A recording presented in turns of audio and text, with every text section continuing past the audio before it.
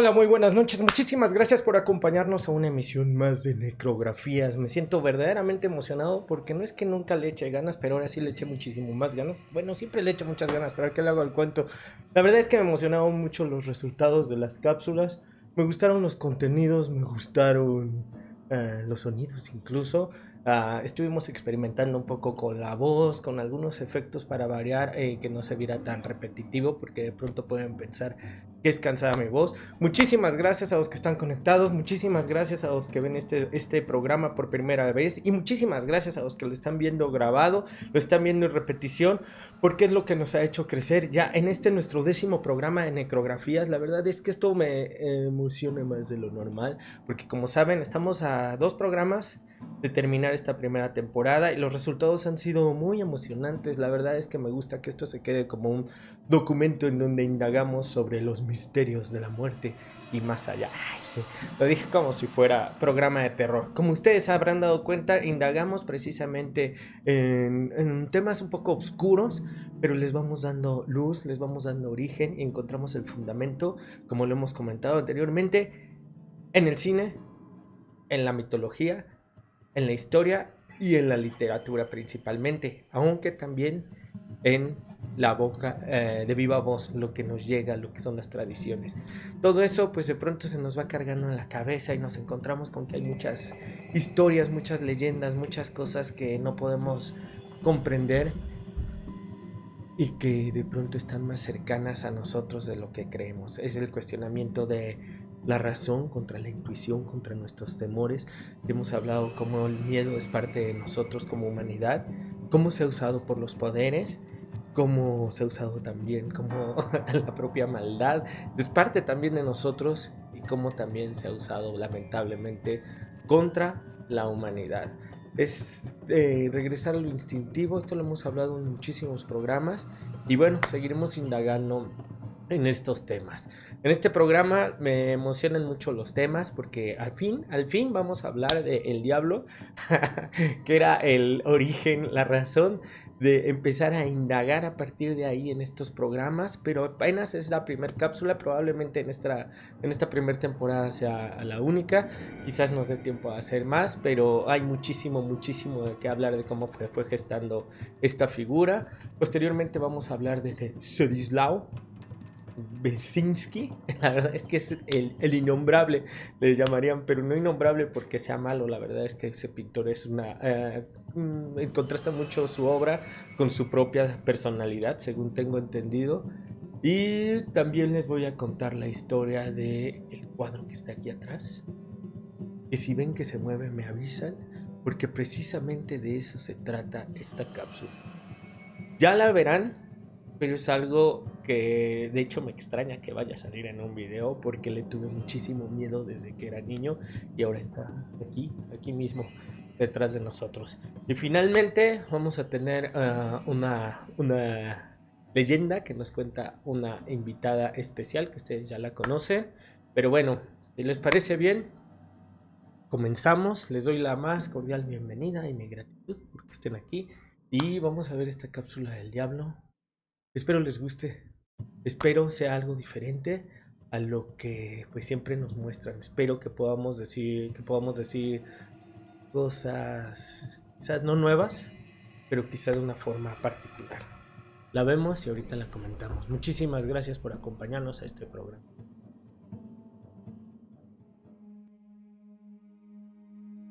El diablo indudablemente existe, con infinidad de nombres a través de diversas culturas y durante mucho tiempo. Lucifer, el demonio, Satanás, el príncipe de las tinieblas, el maligno, Belcebú y una infinidad de nombres más. Pero no por ello estamos hablando de lo sobrenatural, de un ser monstruosamente inconcebible ni mucho menos, sino el problema del mal, el cual es tratado desde siempre en las grandes religiones de la humanidad como el cristianismo, el judaísmo y el islamismo, por nombrar las principales religiones monoteístas. Cuando nos referimos a la existencia del demonio, nos basamos en la existencia de su máscara, su fisonomía, el disfraz sembrado en el ámbito cultural y artístico que nos acompaña hasta nuestros días. Hablando en este sentido, la imagen del diablo es verdadera, se puede reproducir e incluso tocar gracias al imaginario creado a partir del tiempo. Su existencia no solo abarca la mitología, sino también las asociaciones psicológicas y ontológicas. Es fundamental para hacer una reducción comprensible del mal en tener a partir del símbolo una responsabilidad que nos parece enorme ante la fragilidad e imperfección de la especie humana. Es como si fuera la síntesis para representar la causa de todo el error, temor y aflicciones que corrompen la existencia terrenal. Es función de los teólogos hacer el análisis y distinciones entre el problema moral y espiritual contra la mera superstición. Al respecto, Herbert Hack, doctor en teología, dice: Satanás es la personificación del mal, del pecado. En todos los pasajes del Nuevo Testamento en los que aparece el nombre del demonio, podríamos tranquilamente sustituir dichos términos por el pecado o por el mal.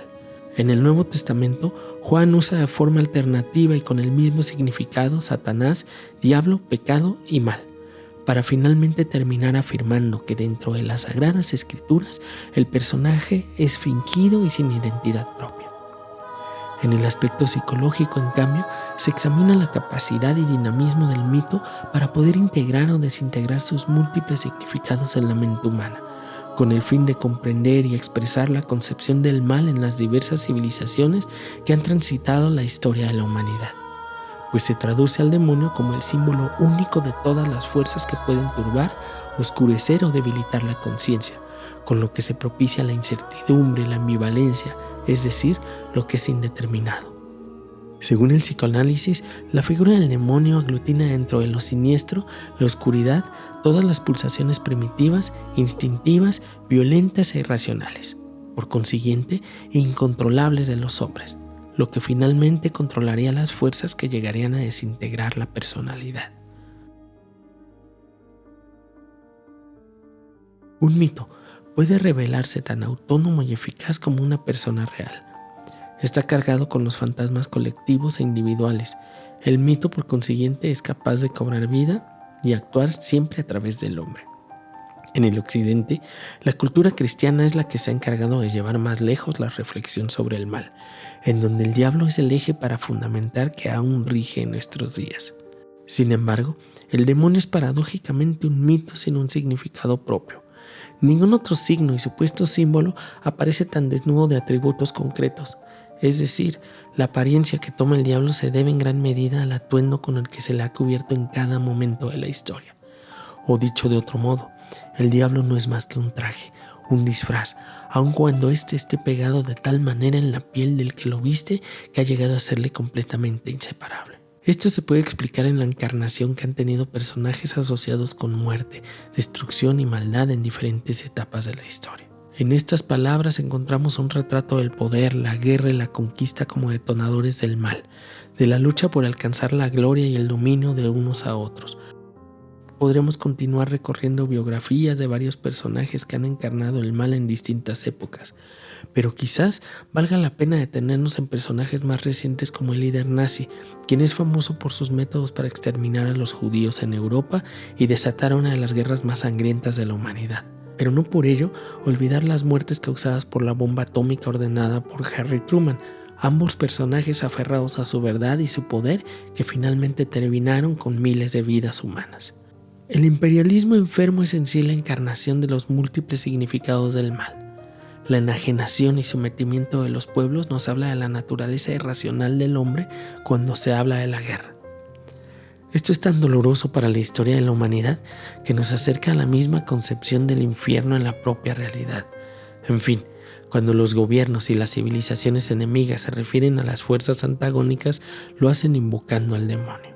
Aún en la actualidad los enemigos han ido cambiando de forma, de motivos y latitudes, pero el poder se aferra al mal para permanecer con vida, vigente, sometido a través del miedo a los débiles para mantener su dominio. Durante la Edad Media y hasta el Romanticismo, las representaciones del demonio en Europa occidental fueron a través del arte sacro. Se encontraba dentro de las iglesias en forma de esculturas, tapetes, vitrales, mosaicos, grabados y pinturas. También fue parte del espectáculo, la caza de brujas, los juicios y ejecuciones públicas, quienes advertían del maligno para desviarnos del camino del bien. El demonio era quien influía a los enemigos de la fe o de la patria. Fueron pasando los siglos y diversas representaciones pasaron por las artes hasta llegar al cine. Y así crear un imaginario poderoso y cambiante de nuestra concepción del diablo que iremos descubriendo poco a poco.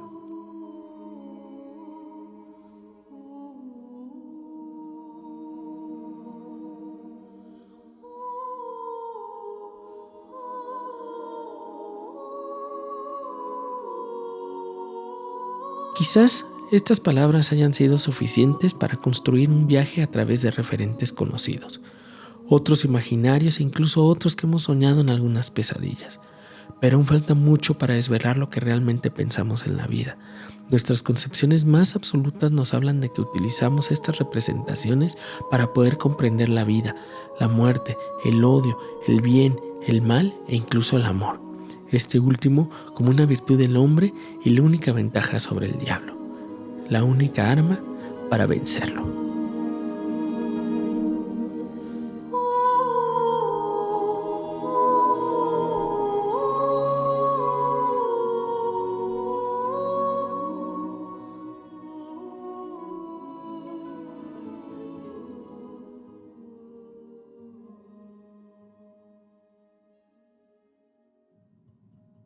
Bueno, espero les haya gustado esta pequeña cápsula sobre el diablo. La verdad es que, como les dije, intenté sintetizar, pero no lo hice solo. Me basé en este libro que me encanta, en la introducción que escribe Antonio José Navarro. El libro se llama El demonio en el cine, máscara y espectáculo. Está editado por Valdemar. Y me gusta mucho cómo hace esa introducción, editado en 2007, se lo recomiendo porque hace un recorrido en diferentes interpretaciones y versiones de esta entidad que existe o no existe. Ya lo dijimos en la cápsula pasada, ustedes lo deciden, ustedes deciden qué forma, qué disfraz, qué interpretación le van a dar, porque finalmente, como vemos, es un símbolo. Pero no se meta mucho ese helicóptero que está pasando.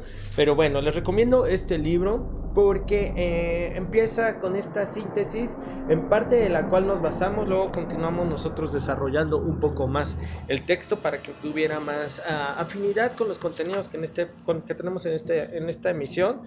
Pero de aquí se deriva a este libro a diferentes versiones, les digo, enfocadas particularmente en el cine.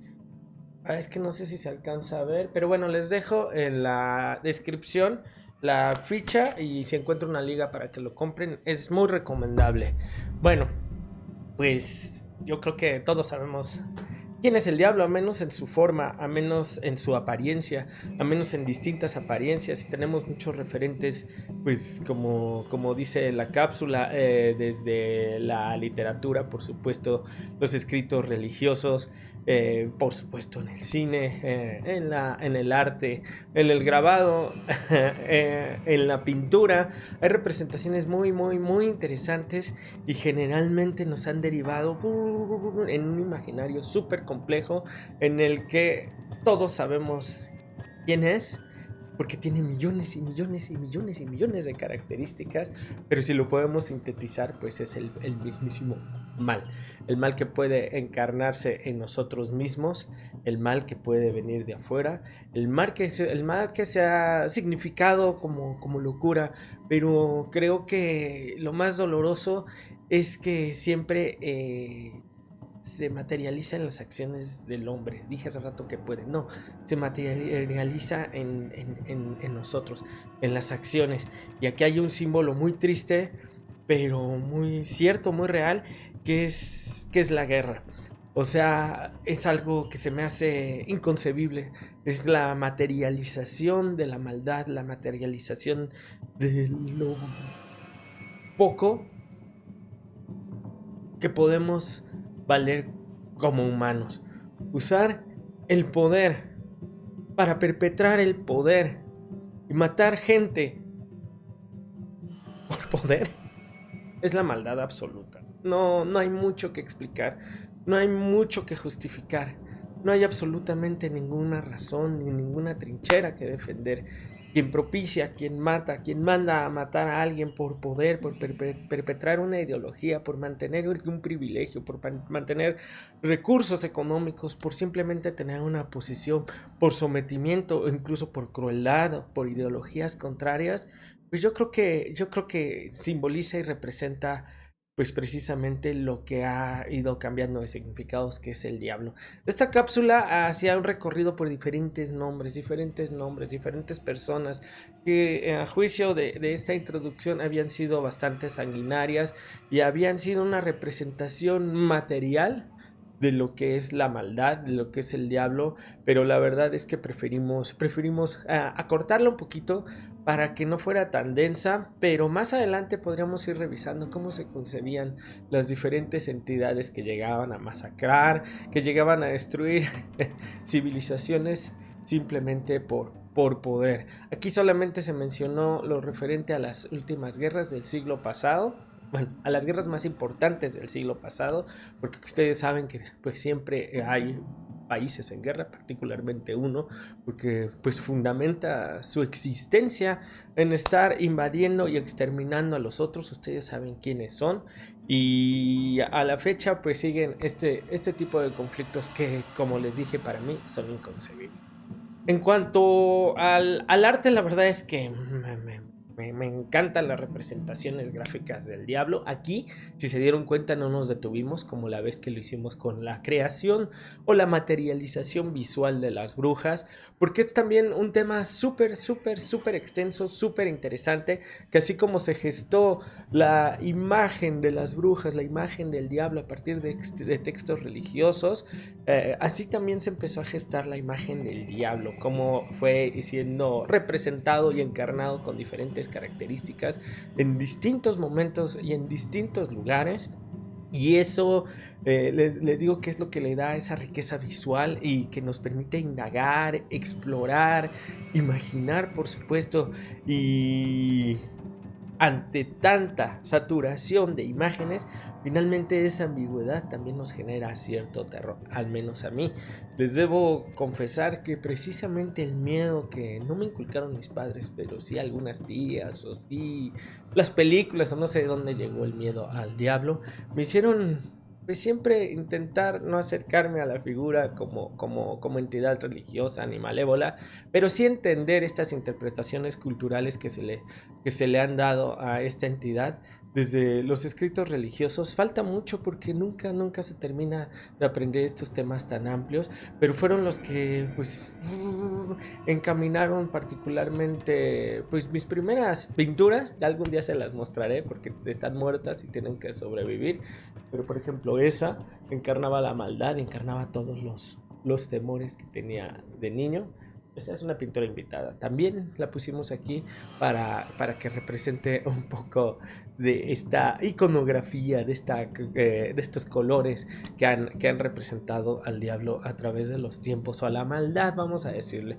La verdad es que me gusta indagar en todo lo que nos construye, como lo dijimos en programas pasados, en las oscuridades, pero también en nuestra propia luz, para poder comprender nuestra existencia completa, en la relatividad del mal que existe y que siempre existirá, porque pues somos millones de almas, millones de mentes, millones de entidades, y los valores cambian. Lo único que hay en común en la maldad es la crueldad, la materialidad, la obsolescencia de la muerte por perpetrar los poderes. Eso yo creo que sí sería común en nuestra construcción del mal. Ya todas las divagaciones, derivaciones, interpretaciones que se dan en diferentes regiones del mundo, en diferentes eh, épocas de la historia, pues ya nos meterá en diferentes cuestionamientos que siempre tendremos que cuestionar, que tenemos que indagar para poder comprender nuestra historia, para poder comprender nuestra sociedad e intentar ir un poquito más allá de la mundanidad en la que vivimos. Bueno, dentro de lo que hablamos la vez pasada, hablamos mucho de cine y hablamos muy poco de literatura y de arte. En esta ocasión vamos a hacer lo contrario. Aquí les quiero mostrar un tributo que le hice a uno de los pintores contemporáneos, porque acaba de morir, me parece que en 2015, un pintor polaco, que muchos dicen que pintaba pesadillas. De pronto encontramos imágenes apocalípticas, de pronto encontramos imágenes bélicas, de pronto encontramos muerte, destrucción, pero leyendo en el internet me encontré que a él no le gustaba significados simplistas, no le gustaba dar eh, interpretaciones exactas de su obra, ni que le encancellaran en cosas que fueran fácilmente traducibles, sino que quería generar nuevos mundos y dejar la mente abierta a la intuición, a la interpretación propia. Él era una persona que contrasta mucho con su obra, dicen que tímida, que no asistía a sus inauguraciones, incluso las inauguraciones, a sus exposiciones, y que tenía un carácter feliz, sonriente, incluso inocente, algo que ya verán cómo contrasta. En la siguiente cápsula no quisimos hacer una biografía porque eso no es lo importante en ningún artista. Eso me lo preguntaba hace poco un amigo, que qué tan válido era vincular a un artista con su personalidad individual y su obra. En este caso creo que conviene más desvincularlo completamente, porque aparte caeríamos en el morbo. Ustedes indaguen, pero tuvo una vida pues bastante triste. Pero antes de los sucesos que tuvo trágicos en su vida, él ya tenía estas indagaciones que tenía en el subconsciente. Lo que les vamos a presentar, más que esa biografía, es un tributo. Un texto a partir de lo que nosotros vemos, así como dice mi papá de bote pronto, y lo que vemos en su obra, lo que encontramos en esas imágenes y lo que nos revienta en la cabeza a través de la palabra. Espero les guste, lo voy a intentar decir, Zdzislaw Beksiński. Disfrútenlo y ahorita lo comentamos. Muchísimas gracias a los comentarios en el chat. Muchísimas gracias por sus comentarios que dejan en estos videos. Muchísimas gracias por sus correos electrónicos, por el apoyo. Por favor, ayúdennos a compartir y no se les olvide dejar un like. Ahorita los veo. Muchísimas gracias.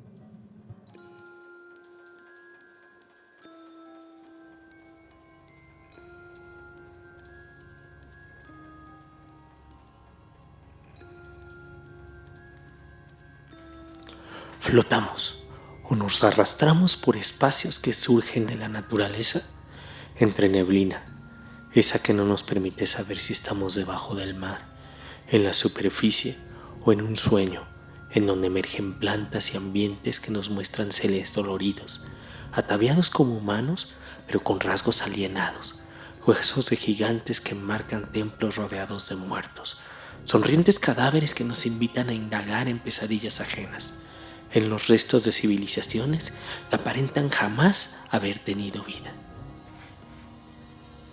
Entre ropajes que se burlan de historias negadas o cadáveres que sufren eternamente, surgen templos a dioses o demonios inalcanzables, así los carcomidos por hubos de viejas guerras.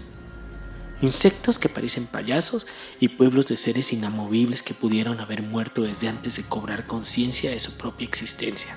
Sonrisas que fingen dolores o que al menos los ocultan entre las torres de huesos, esas que no sabemos si son poesías infernales o pesadillas de habitantes de otras dimensiones.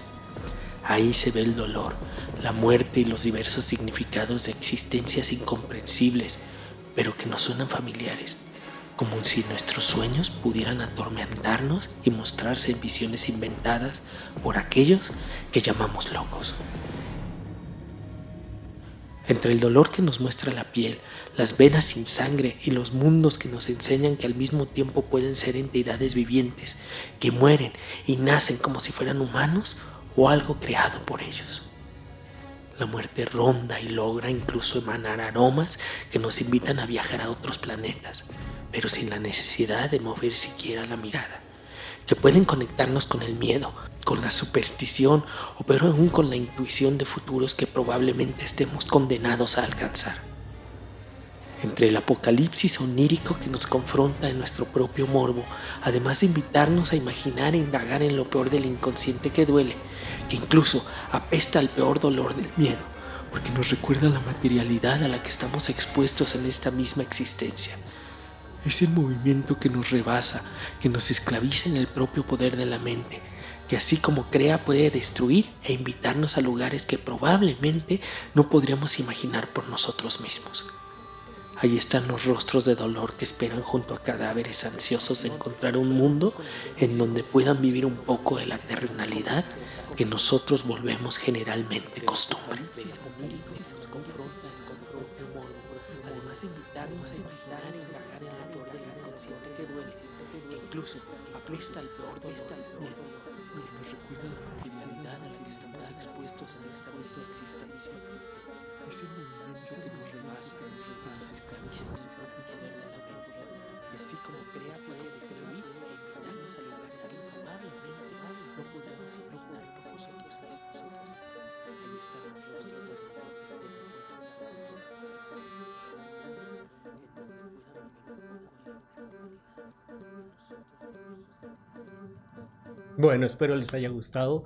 Como ustedes saben, la creación es bastante compleja. La creación visual, la creación sonora, la materialización de las ideas, la concepción de las ideas exige que los artistas tengan imaginación, que sobrepasen las visiones convencionales, que a partir de sus propios sueños, de lo que crean con su mente, de las imágenes que generan, de la propia información, de sus dolores, de su experiencia, de sus amores, no sé de dónde sacan los artistas tantas cosas, te generan cosas como las que acabamos de ver. Encontrar que alguien pueda imaginar mundos tan extraños, personajes tan doloridos y poderlos representar manteniendo la expresión, manteniendo el trazo, manteniendo la proporción y aún así dándoles dimensión para poderlos materializar y para poderlos mostrar ante el espectador, lo hace verdaderamente genial. Si se dan cuenta, todo es en colores cálidos, sin embargo, irradia esa melancolía, esa tristeza, esa carga emocional que te arrastra, que te cuenta a partir de una imagen toda una novela, toda una historia que se explaya y que revienta en nuestra cabeza, que puede ser una pesadilla, pero que también puede ser un temor, como lo dice este pequeño tributo, que se muestra como un arrullo, porque quería que nos claváramos, que indagáramos un poco en las imágenes, aunque pasen rápido, para generar esa curiosidad y que ustedes vayan a buscar a este gran artista polaco, que indaguen no nada más en él, sino en todas las representaciones que parten de la mente de los artistas. Es muy interesante no quedarnos nada más con lo que tiene explicación, con lo que se puede comprobar.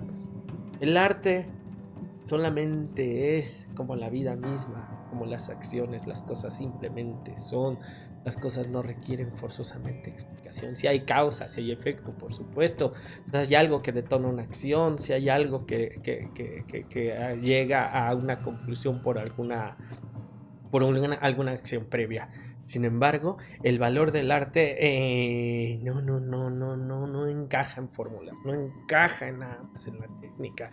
Va muchísimo más allá porque nos conecta en todos nuestros niveles racionales, pero indaga muchísimo más allá hasta nuestros niveles espirituales. En verdad, entender la música, entender la pintura, cómo se conecta, entender por supuesto la palabra a partir de la literatura, nos hace expandir el mundo, expandir la existencia, con todo lo que conlleve: luz, obscuridad, color, miedos, ilusiones, felicidades. El arte nos hace ser partícipes de la creación. Crean o no en Dios, el seguir expandiendo la creación, el seguir evolucionando a partir de la mente, creo, en mi humilde opinión, que es lo que nos da, es a lo que venimos en este plano terrenal. Me gusta mucho la temática, me gusta mucho lo que hace este artista, como se dieron cuenta, y aparte algo que se me hace muy particular es que sí parte de cuestiones propias y dolorosas, pero también parte de temores muy comunes, ¿no? Se puede ver, como les digo, los desastres de la guerra, que también les prometí que iba a hablar de Goya y sus desastres de la guerra, y esos mundos ya secos, perdidos, carcomidos, abandonados, que serían producto de esta barbarie y de esta civilización que nos arrastra y que nos sigue arrastrando hasta nuestros días. ¿Por qué digo civilización que nos arrastra y no civilización que nos enaltece? porque sí existe y sí avanza la tecnología y sí avanzan los medios de comunicación y los medios de transporte, pero la humanidad está en una búsqueda de volvernos muchísimo más sabios, más empáticos, más solidarios, más hermanos. Y esa búsqueda no se da, y esa búsqueda vemos que no llega, vemos que estamos divididos, vemos que estamos fraccionados, y vemos que lo que viene en la primera cápsula del diablo tiene mucho sentido porque se materializa a través de nuestras acciones, de nuestros comportamientos, de nuestra división. Allí está el arte, ahí están las palabras, ahí están las interpretaciones filosóficas, religiosas que han dicho los grandes, que nosotros retomamos y entendemos de a poco, pero todo esto se los dejamos para que reflexionemos sobre el propio mal. Ya lo hicimos en algunos programas anteriores, sobre el propio mal que nosotros hacemos y sobre las circunstancias que nos hacen vivir en esta existencia. Les voy a dejar ahora sí una pequeña cápsula muy cortita donde se habla de la leyenda de esta pintura que está atrás. Si alguien vio que se movió, por favor, díganmelo en su momento, vayan para encima, porque de eso se trata. Esta pintura debe ser de los 60, 70 y les cuento rápido. Creo, o siempre entendí que esta pintura la había hecho mi abuelo, Ernesto Martínez, pero no encuentro la firma por ningún lado. Me llama la atención eso porque aunque hay una similitud con otra obra que les voy a mostrar en un documental que estoy preparando respecto a mi abuelo, que es un gran artista, que comparte cierta melancolía y trazo con un personaje que es un hombre árbol. Sin embargo, esta obra no está firmada y adolece de muchos detalles que mi abuelo sí trabajaba. Entonces, o él no la terminó, o él no la pintó, o él la pintó con otra carga emocional o por pedido, porque es completamente diferente a lo que a mí me consta que hizo. Ya les contaré esa historia, es muy muy interesante, pero bueno, entre que son peras y son manzanas, como se dice vulgarmente, les muestro esta pequeña cápsula y a ver qué les parece, la comentamos. Muchas gracias, los veo en el chat.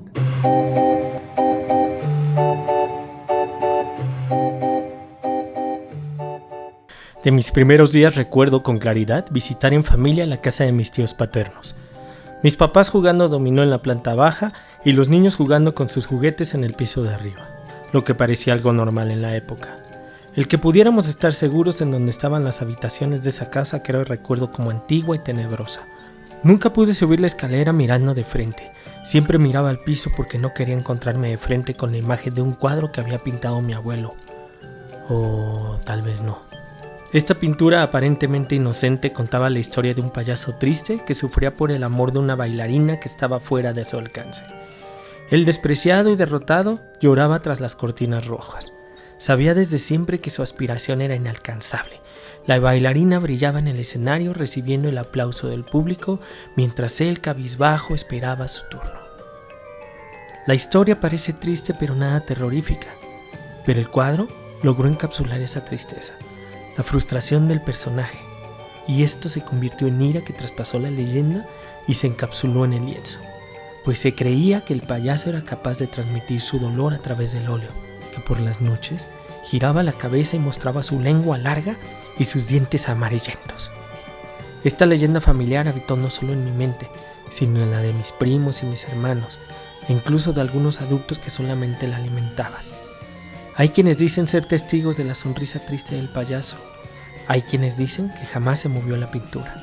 Actualmente está colgada en el estudio, siendo testigo de cada segundo y esperando volver a revelar su propia historia. Mientras tanto, imaginemos cuál era la realidad del payaso y la bailarina de esta misteriosa pintura.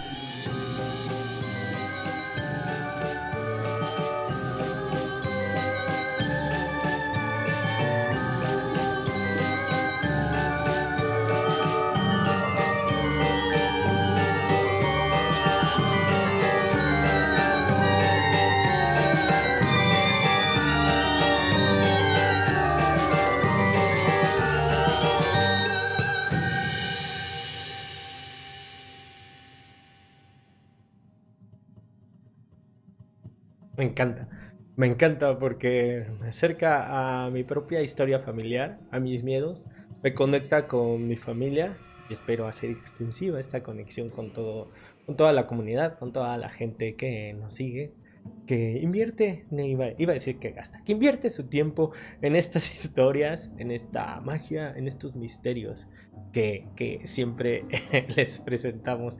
Eh, Les iba a decir algo bien importante que me venía a la mente ahorita que veía la cápsula. Y es el poder precisamente de la mente. Ustedes pueden creer o no pueden creer la historia, pueden jugar con esa realidad y pueden derivarla y empezar a generar la propia historia del payaso y de la bailarina que está atrás. Todo eso los puede llevar a lugares que sobrepasan la cápsula, sobrepasan la leyenda, sobrepasan la historia y crear su propia versión. Ese, ese es el hermoso poder de la mente. La magnificencia de poder indagar en nuestros pensamientos, crear y que nadie nos pueda robar esas imágenes y esas ideas y esas palabras que nos invaden la cabeza. Obviamente si eso empieza a trastocar la realidad y nos volvemos salvajes y locos y empezamos a atacar, pues estaría cabrón. Pero mientras la mente nos deje volar sin límites a partir de lo que querramos, y que podamos incluso sentir ciertas sensaciones físicas, cierta percepción expandida y transportarnos en lugares distantes, la verdad que la mente es una herramienta maravillosa. Es la misma que nos puede generar mucho pánico, es la misma que nos puede congelar, pero también es la misma que nos puede liberar. Y creo que de eso se trata esta indagación, de eso se trata este programa, de comprender la creación y al ser en todo su esplendor. Bueno, nos queda bien poquito tiempo. Les agradezco muchísimo, muchísimo el que nos hayan acompañado. Para mí siempre es una bendición. Voy a decir bendición porque es de bien. Muchas veces se le hace una carga religiosa forzosamente, pero la bendición es algo que me hace bien. Y espero que, aunque estemos hablando del diablo, aunque estemos hablando de pesadillas, aunque estemos hablando muerte, esto nos haga simplemente expandir la conciencia para todos lados. Los invito otra vez, como cada programa, a participar. Ustedes saben que cuando hay más voces esto se enriquece mucho más. Por supuesto, las voces que están en el chat, por supuesto, estas ideas que nos están que nos enriquecen en la voz de todos, en las ideas de todos, pero también que participen a cuadro, que nos manden un cuento en donde quieran participar, con un cuento propio, con una lectura de algún escritor famoso o no famoso, con algo que ustedes digan. Entra en Necrografías. Ahí en la descripción está mi página web y mi correo, porque siempre estamos abiertos a que la comunidad se vaya integrando en el chat, pero también en la pantalla. Les agradezco otra vez su like, otra vez que compartan, porque de eso está hecha esta comunidad. Vean el último programa sobre apropiarnos de las viejas culturas, de lo que existe. Me gustó mucho, fue una plática con Carlos Martínez para poder buscar algo que construya en muchos sentidos. Estamos usando YouTube, de pronto nos quita mucha energía, no nada más como creadores, también como espectadores. Vamos a invertir ese tiempo en hacer que algo nos cambie, que cada día termine con un aprendizaje nuevo, no con un temor nuevo, no con un odio nuevo, con un aprendizaje, con una construcción, incluso si se puede, con un personaje nuevo en la cabeza que nos haga cuestionarnos de forma más compleja y repetitiva la realidad. Los dejo con esta sorpresa y regreso para despedirme. Muchísimas gracias.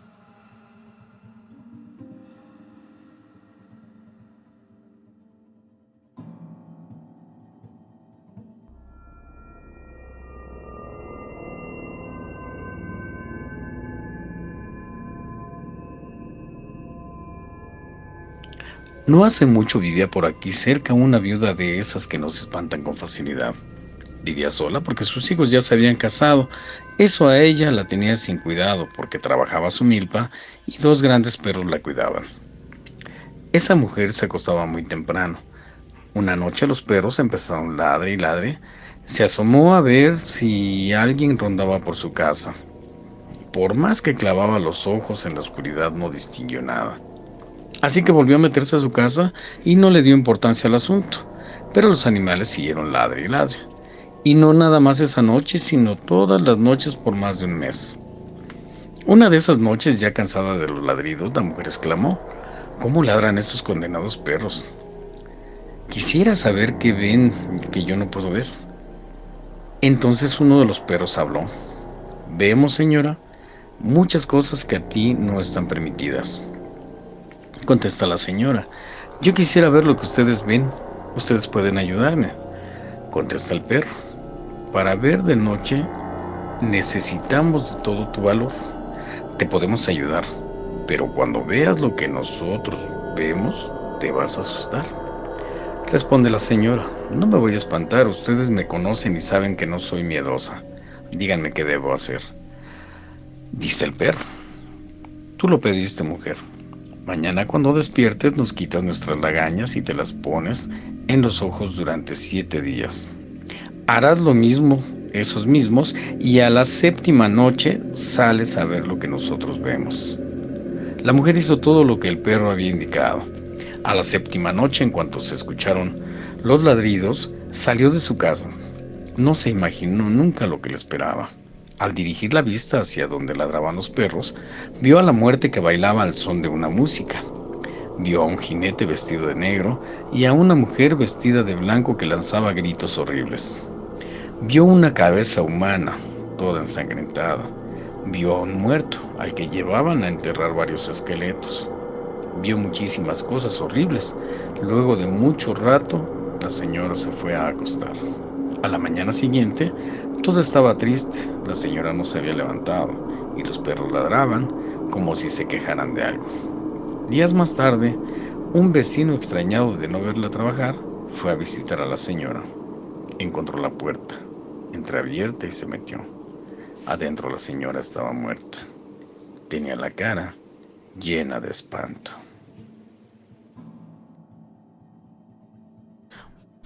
Bueno, espero les haya gustado. Agradezco sus comentarios.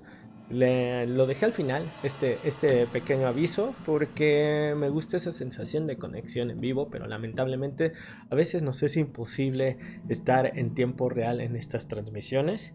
Y bueno, este fue el caso. Ya les comentaré la siguiente semana de qué se trata. Los programas de esta semana, aunque fueron nuestra semana de aniversario, fueron grabados por causas de fuerza mayor, por causas médicas, pero afortunadamente para cuando salga este programa tenemos que estar bien. Les agradezco muchísimo su tiempo y les dejo la salida de esta transmisión. Muchas gracias y nos vemos el martes para retomar los temas de lecturas nocturnas.